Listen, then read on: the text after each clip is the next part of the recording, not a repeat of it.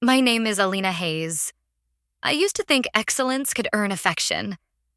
That if I worked hard enough, shone bright enough, maybe my family would finally see me. At 30, I had built a solid career as a lighting designer for theater productions across Seattle. I had awards, magazine features, and even a solo exhibit titled Sculpting Emotion with Light. But to my family, none of that mattered. To them, I was the artsy one, floating in and out of black box theaters while my younger half-sister Tessa became the polished pride of the Hayes name. Tessa was everything they admired, composed, strategic, and conveniently aligned with my father Gregory's world of finance and legacy. She was the daughter of his second wife, Vanessa, my stepmother, the kind of woman who made praise sound like condescension and concern feel like control. After my mother died when I was 16, everything in the house shifted. My father buried himself in business. Vanessa moved in not long after, painting over grief with expensive taste. And when Tessa was born, it was like the family hit reset. I became the afterthought in a family portrait I no longer fit into. Still, I tried. I sent updates. I showed up to holidays. I smiled through dinners where my work was politely ignored while Tessa's new condo purchase was celebrated with champagne. I told myself that blood meant something.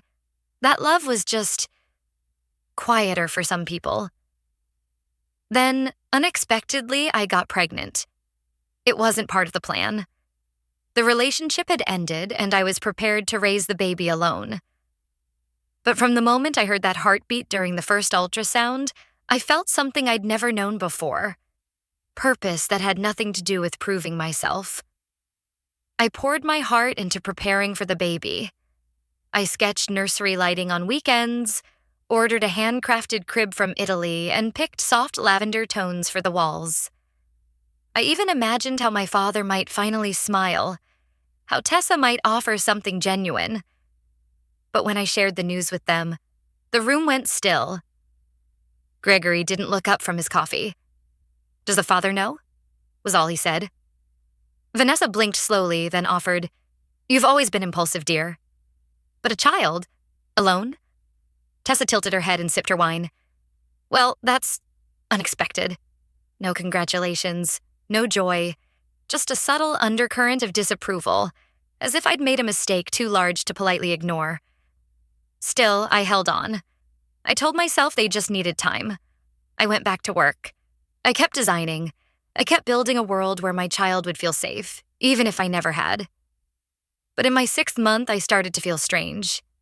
Headaches, dizziness, a tight pressure in my chest that wouldn't go away. The doctor said stress. I said maybe. Then came the silence. At the next appointment, there was no heartbeat. The nurse's face said it before her words did. The child I'd prepared everything for. Gone. 3 days after I returned home, Vanessa called. Her tone was soft, as if discussing a canceled luncheon. "You should probably clear out the nursery soon," she said. "Lingering grief isn't good energy, especially if you want to move forward." I didn't respond. That evening, a card arrived. Tessa was pregnant. Inside was a handwritten note. "Alina, could you help decorate for the shower? You've always had great taste. Let's make it special. Vanessa." There was no mention of my loss, no question about how I was holding up. Just an assumption that I would show up, smile, and serve. I stared at the card for a long time. Then I lit a match and watched it burn. Marcus, my closest friend and collaborator, found me crying on the floor beside the sink. He didn't ask questions, just sat beside me and held my hand until the shaking stopped.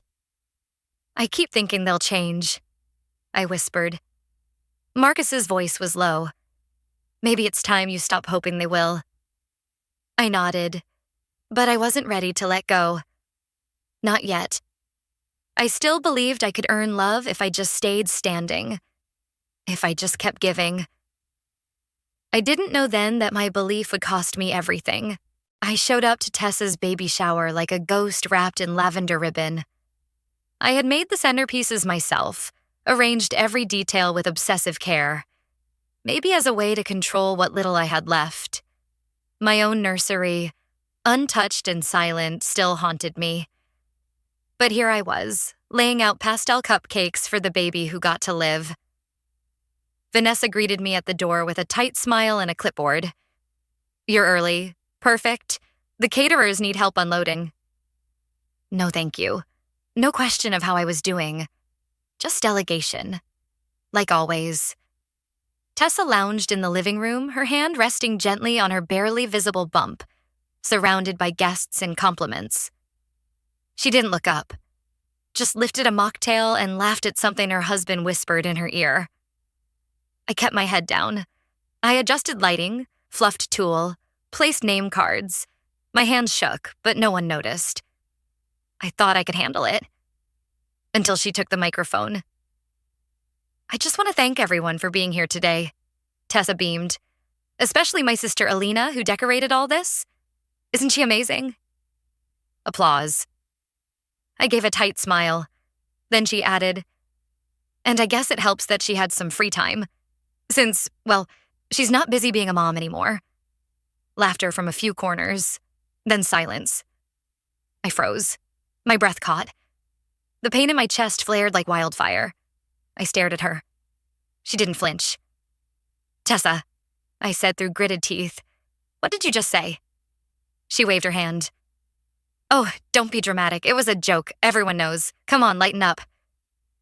Before I could speak again, Vanessa stepped in. "Alina, not now. Don't ruin the party." I looked at her, then at my father standing nearby, silent as always. "Of course. I'm not the one who ruined anything," I whispered. I left before I shattered in front of them all. Marcus followed me home that night. I vomited twice in the alley behind my building. I couldn't tell if it was from rage or something else. I had been feeling off again. More headaches, waves of nausea that didn't make sense post-miscarriage. Then came the letter. A legal notice from the Hayes Family Trust. An audit. Allegations of embezzlement. They claimed I had misused funds from a grant I had helped secure for a youth theater project. $75,000 I never even saw. Attached were forged bank statements. Vanessa called later that night, voice sickly sweet. "I'm sorry, darling, but we have to protect the family's reputation. It's best if you step back from the foundation. And your apartment, well, it's still under the family's name. You'll need to vacate by the end of the week." "You think I'm just going to vanish quietly?" I said. "Oh, I don't think anything," she replied. "But Gregory does, and that's what matters." The phone clicked dead. I didn't sleep that night. I stared at the ceiling until the sunrise stained it orange. I went to the kitchen, brewed tea out of habit, then froze. The tea. Tessa always made it when I visited during my pregnancy. "It'll help with stress," she said. I thought the dizziness, the fog, the chest pressure were from anxiety. But what if it wasn't? I still had one of the packets. I kept it, out of instinct maybe.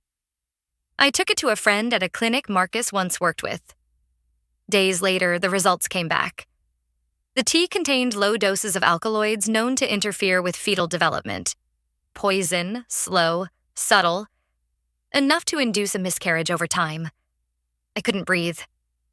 The ground beneath everything I'd believed cracked open. It hadn't been fate. It had been them. Vanessa, Tessa, my own blood.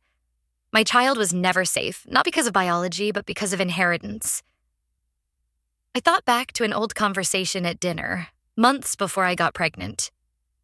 Gregory had mentioned something about a legacy clause in the Wellington Trust. An old condition from my grandfather that the first grandchild born into the Hayes-Wellington line would inherit a substantial estate share. It hadn't meant much then, but now it was clear. My child would have disrupted that plan. They didn't just want me gone. They needed me eliminated. Quietly, cleanly, with velvet gloves. That Friday, I packed what I could. A suitcase. My design sketches. a scarf Marcus had once given me. I stood in the hallway of the apartment I'd lived in for 7 years, designed myself, lit perfectly to feel like home, and locked the door one final time. No one from the family came to say goodbye. Just a notary, waiting at the curb. I signed the papers without a word. Then I walked. No destination, no plan, just away. It was early fall. The leaves were turning, and I was officially no one. I didn't know how far I walked that day. Just kept going. I remember the sound of suitcase wheels dragging across cracked sidewalks, the weight of my sketch roll digging into my shoulder, and the strange, detached calm that came when you've already lost everything. I spent the first night on a bench outside the Greyhound station. It smelled like piss and stale coffee. I curled up on one end, hugging my coat tight, trying not to look vulnerable. No one paid attention. People passed. Some glanced. None stopped. I was invisible. That was the first real lesson. Once the world thinks you're worthless, it stops seeing you entirely. The next day, I found a shelter. Full. They gave me a brown paper bag and a blanket, told me to come back at 6 a.m. the next morning to get on the list. I wandered through downtown for hours, then north to the edge of Capitol Hill, where old warehouses and boarded-up shops lined the blocks. I settled under a loading dock behind a defunct print shop. The concrete was cold and rough, but it was dry. That night, I wrapped my scarf around my face and held my sketch roll like a lifeline. I didn't sleep. The sounds were too unfamiliar, too alive. Sirens, shouts, the sudden scream of metal against metal. Somewhere close by, someone cried. The next week blurred. I learned how to survive from watching others, mostly older women. They knew how to stake out quiet corners in libraries, how to clean up in gas station bathrooms, how to layer clothes without looking suspicious. One woman named Doreen gave me a cracked thermos and said, "You keep your eyes forward and your stuff closer. People will take your soul for a sandwich out here." She was right. My backpack was slashed open by the third night. They didn't get much. Some trail mix, a spare charger, but it didn't matter. The violation was enough. I stopped trusting everyone. I stopped trusting mirrors, too. My reflection looked thinner, paler, my lips chapped and my eyes sunken. I tried not to look at myself anymore. But what hurt most wasn't the hunger or the cold. It was the silence. The total abandonment. No calls, no messages. No one wondering where I'd gone. Not even Marcus. I assumed they warned him off. Or maybe he thought I ran. Maybe he believed the theft story. I couldn't blame him. Vanessa and Tessa were masters of perception. They didn't need evidence, just suggestion. Their lies wore designer clothes and spoke with rehearsed sincerity. One day, I sat on the back steps of a closed deli and pulled out an old theater brochure I had kept. On the back, I started to sketch. Just lines at first, then shadows. I drew a small stage with a single beam of light. Center, sharp, cold. A lone figure stood beneath it, barefoot, nameless. I didn't know if it was me or someone I used to be. Drawing made me feel real again, like I still existed. I began collecting scraps of paper, napkins, flyers, anything blank. I drew in alleyways, behind dumpsters, and stairwells. My fingers froze, but I didn't stop. I drew stages, lights. A set that looked like my nursery, but darker, empty, with a single crib untouched. I drew a hand pouring tea. I drew a silhouette falling.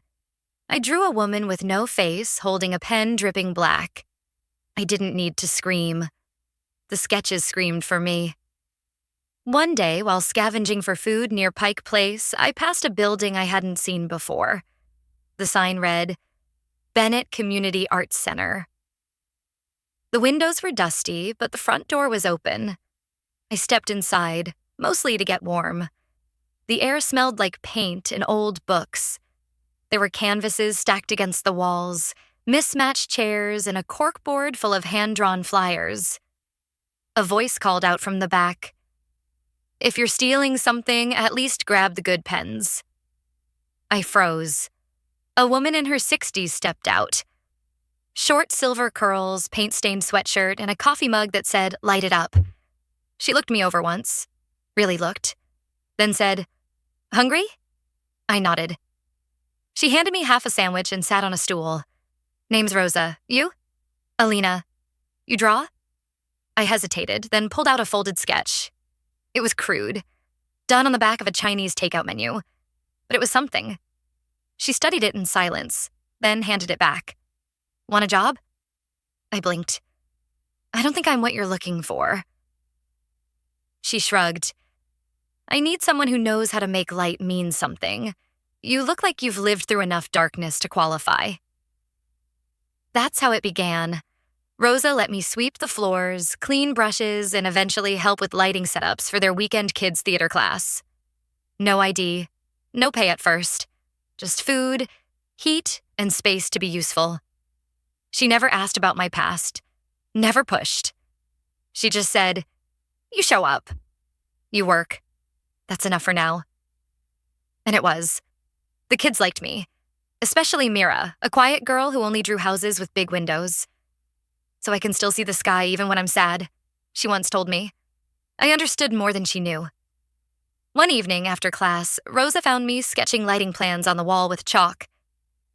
"You really did this professionally?" she asked. I nodded. "Used to." "Want to do it again?" "I don't have a resume or a bank account or—" "I didn't ask what you don't have," she said. "I asked if you want to try again." For the first time in months, I let myself say yes. And in that yes, I started crawling out of the dark. Not because someone rescued me, but because someone handed me a light and said, "Find your way." I still slept on cots. Still flinched at loud sounds.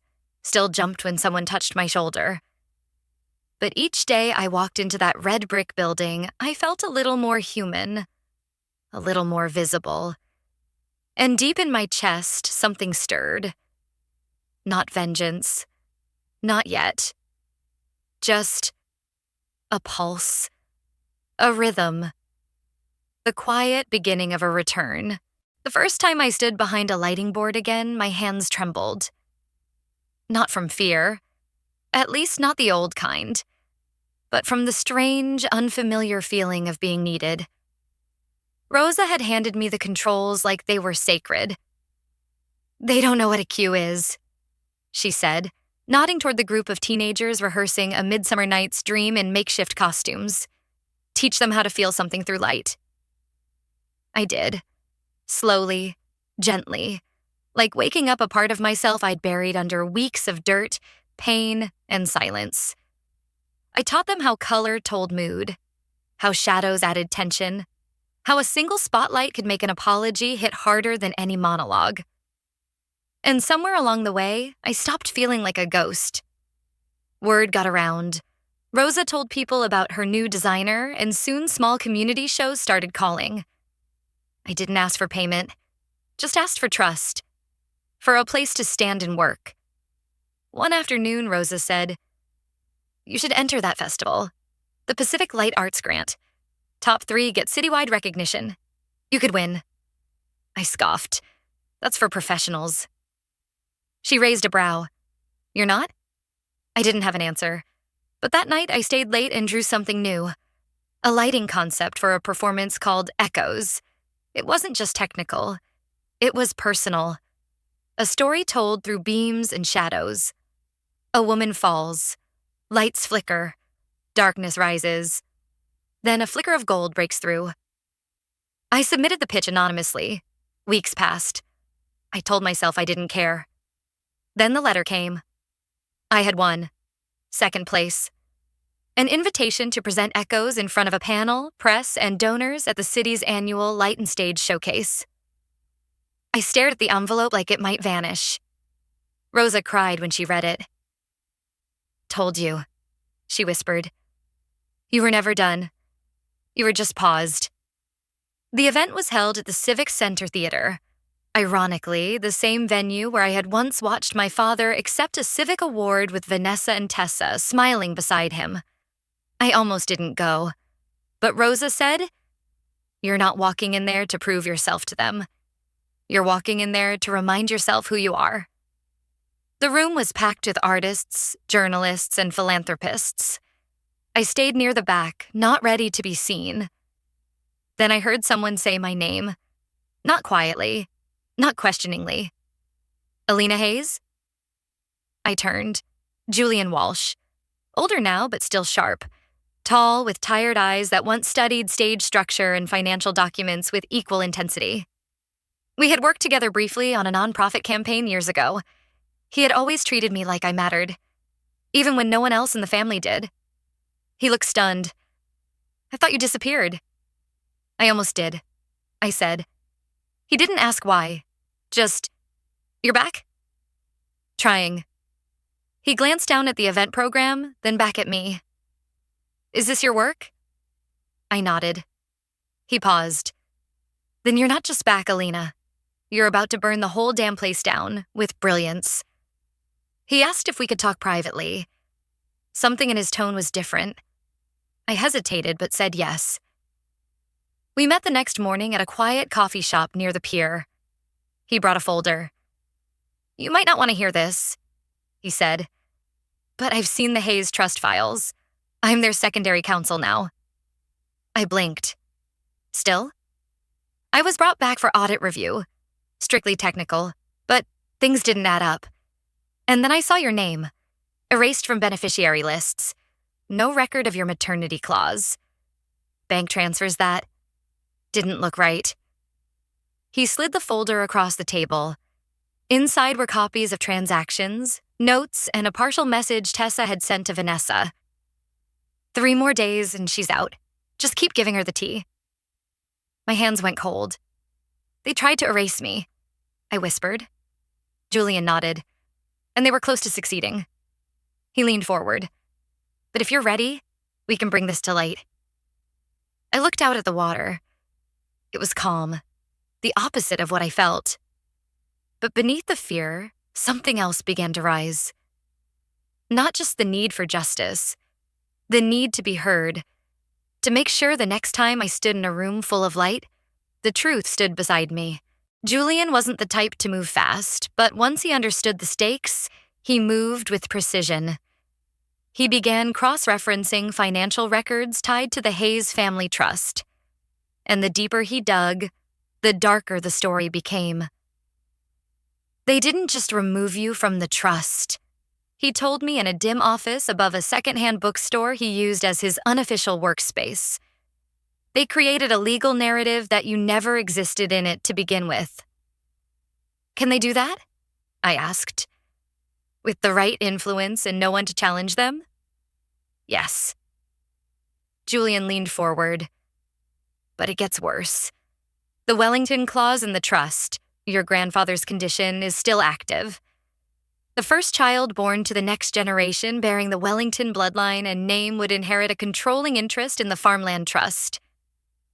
Estimated value, $1.2 million. I blinked. "I'm not a Wellington. Your mother was.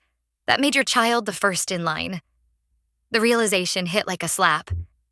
"Tessa knew," I whispered. "They all knew."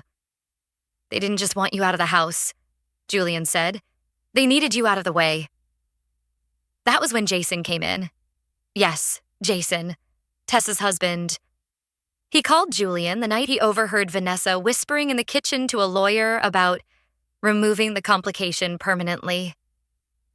The next morning, Jason showed up at Julian's office with a box of screenshots, backups, and recorded voice memos.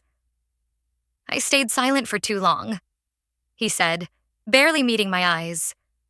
"I didn't want to believe it until I saw the tea myself." He pulled out a clear bag containing a single dried sachet of herbs. "She kept giving you this, didn't she? Said it was chamomile and fennel?" I nodded. Every time I visited, she insisted. Jason had taken 2 of the remaining sachets to the hospital's lab where he worked.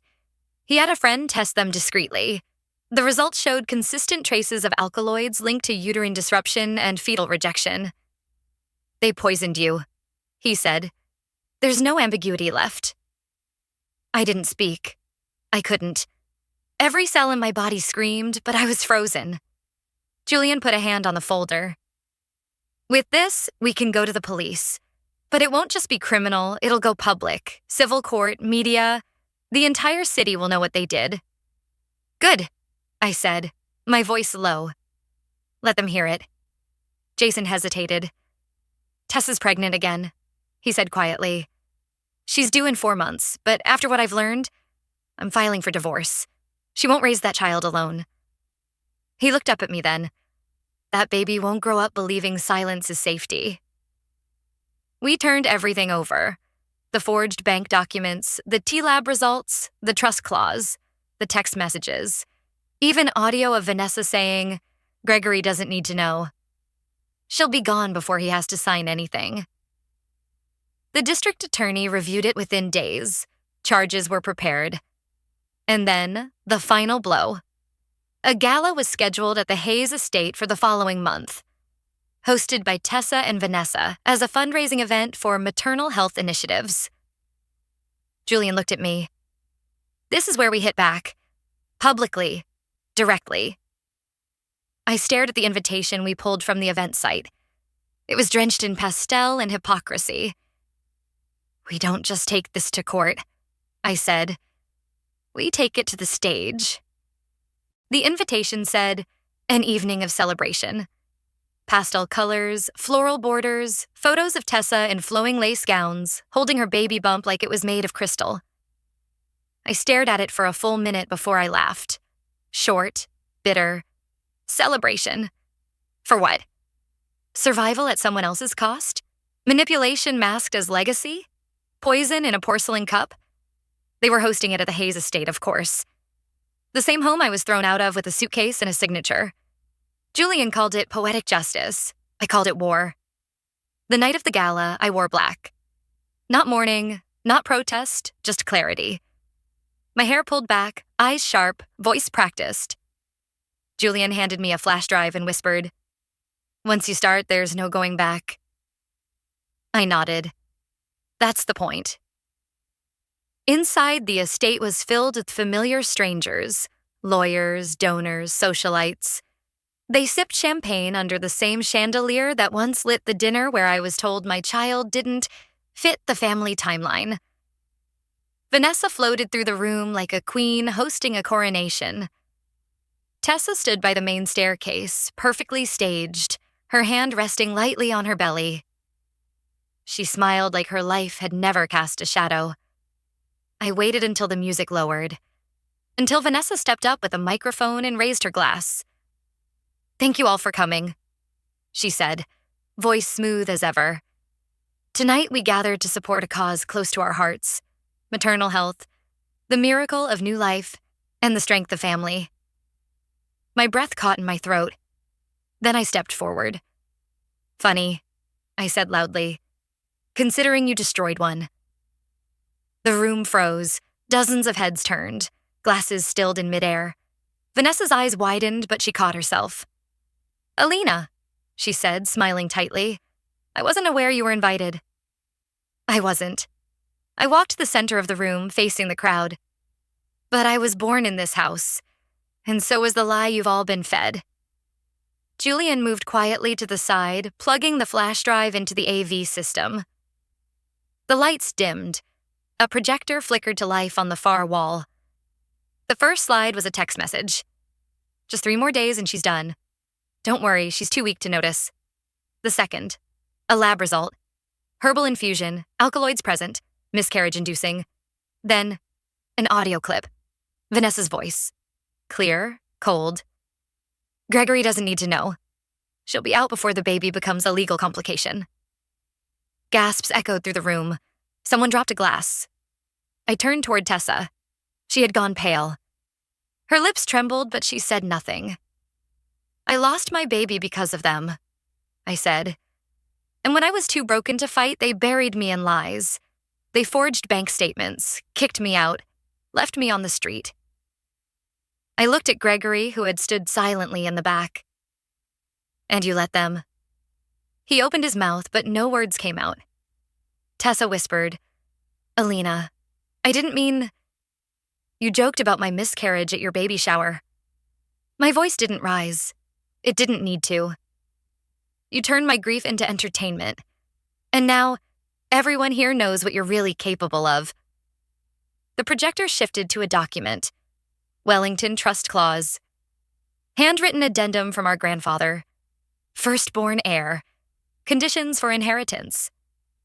And beneath it, a highlighted note from Vanessa. Ensure child's surname is changed to qualify. Julian stepped forward. This wasn't a mistake. It was coordinated fraud, intentional harm, manipulation of inheritance law for personal gain.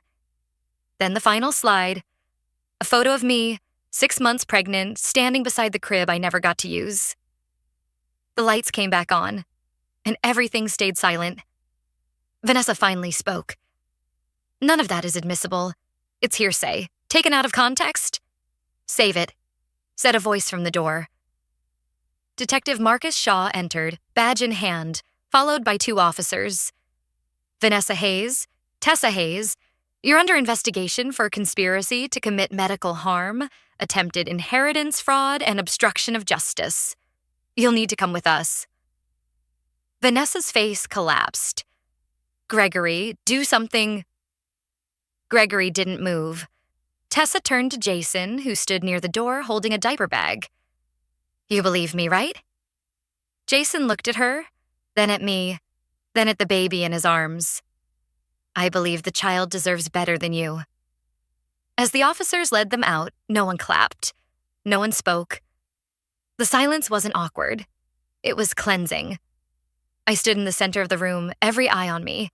Not in pity, not in judgment. Just in recognition. I didn't smile. I didn't cry. I just stood tall, for the first time truly seen. 3 weeks after the gala, the courtroom echoed with a verdict that should have brought me peace. Tessa was sentenced to 4 years in prison for medical conspiracy and fraud. Vanessa received 6 years, her influence, manipulation, and forged financial documents tipping the scale further. Gregory avoided charges, but not consequence. His silence on the stand sealed his legacy. A man too weak to protect his own blood, too proud to admit he had let monsters rule his home. I didn't speak to any of them, didn't visit, didn't write. After the sentencing, I walked out of the courthouse with Rosa and Julian at my side. Reporters shouted questions. Flashbulbs burst. I said nothing. Let the silence speak for me. Finally, on my own terms. Marcus found me later that night, sitting alone in the darkened theater Rosa had helped me lease downtown. A small space, 60 seats, a cracked backstage mirror, and a wide, empty stage bathed in soft lavender light, the color I'd once chosen for a nursery. "You could call it anything," Marcus said. "Why Lucent Echo?" I looked at him. Because even in silence, the truth leaves a trace. With Rosa's help, I began transforming the space. I taught lighting to young artists who had never seen a stage up close. I hosted weekly community shows, gave scholarships to teen designers, and hired formerly unhoused women to manage tech and logistics. I didn't think about the Hayes family anymore. Their name no longer meant anything to me. I didn't need to forgive. I didn't need revenge. I had something better. A beginning. She stood quietly in the back row of the afternoon art class. Small, maybe 8 or 9, with tangled dark hair and eyes that didn't quite settle. While the other kids giggled over paint and paper, she only drew houses. Always the same. Square, with a pitched roof and one oversized window right in the center. "She's been like that every week," Rosa said, watching from the doorway. "Name's Mira, foster system. No family contact. Doesn't speak much." I didn't ask more. I just sat beside her one day and said, "That's a beautiful window." She glanced at me, surprised. "It's big," she murmured, "so I can still see the sky when I'm sad." I didn't speak. I just nodded, and something passed between us. Not words, not explanations, just the quiet recognition of two people who had known the same kind of loneliness. Mira kept coming back. She never asked questions. She helped me coil light cables and sweep backstage without being told. One day she whispered, "I like the way your lights feel. They don't hurt." And just like that, she was part of the theater. Weeks turned into months. The city grew colder. Mira's caseworker visited less and less. Rosa sat me down one morning and said, "They're moving her again. Next month. Different placement. Maybe a group home." I felt something tighten in my chest. She can't go through that again. "You thinking what I think you're thinking?" Rosa asked. I was. I already had been. That night, I asked Mira, "If you could live anywhere, where would you go?" She shrugged. "Somewhere with a window that opens." I smiled. "Would you want to stay here?" She looked up sharply. "With you?" "With me." Her eyes filled, but she nodded. "Yes, but only if I don't have to pretend I'm happy all the time." "You never will." With Julian's help, the paperwork was filed. Temporary guardianship became permanent months later. Mira moved into my small apartment above the theater. She took the room with the window, and every morning she opened it, even when it was cold. One Sunday morning, I found her in the tech booth, sketching something carefully with my stage pencils. "Who's that?" I asked, peeking over her shoulder. She held up the picture. 3 figures stood in front of a theater, one tall, one with messy curls, and one small girl holding a yellow umbrella. "My new family," she said softly. Then she smiled. "Do you think Mama Alina would like it?" I knelt beside her. My throat caught, but I managed to say, "She loves it." And for the first time in years, my heart felt full. Not fixed, not perfect, but full. Spring came slow that year, but when it arrived, it bloomed like it had been waiting just for us. The lavender outside the theater burst into color, and Mira insisted we plant marigolds in old spotlight cans. She said they looked like tiny suns. The adoption was finalized on a Tuesday morning. Simple courtroom, simple words. When the judge banged the gavel and declared us a legal family, Mira squeezed my hand and whispered, "So I can really call you Mom now?" I couldn't speak. I just nodded. She wrapped her arms around my neck and didn't let go. That night, we had cake on the stage floor. Just me, Mira, Marcus, Rosa, and a few of the kids from the art program. No reporters, no press releases, just laughter and light. Later, while washing dishes in the back room, Mira came up behind me and asked, "Is real family the kind that never makes you earn it?" I turned, kneeling to her height, and looked into her soft, steady eyes. "Exactly," I said. "Family loves you because of who you are. Not what you bring. Not what you lost." She nodded once. Then I think I found mine. That night, as she slept under the open window, I stood at the edge of the stage, barefoot, bathed in the soft amber glow of the old spotlight.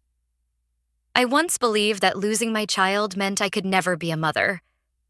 I once believed that blood defined belonging. But I was wrong. Family is not what breaks you. It's what holds you after. And standing there with the sound of Mira's quiet breathing upstairs and the scent of lavender wafting through the open windows, I knew.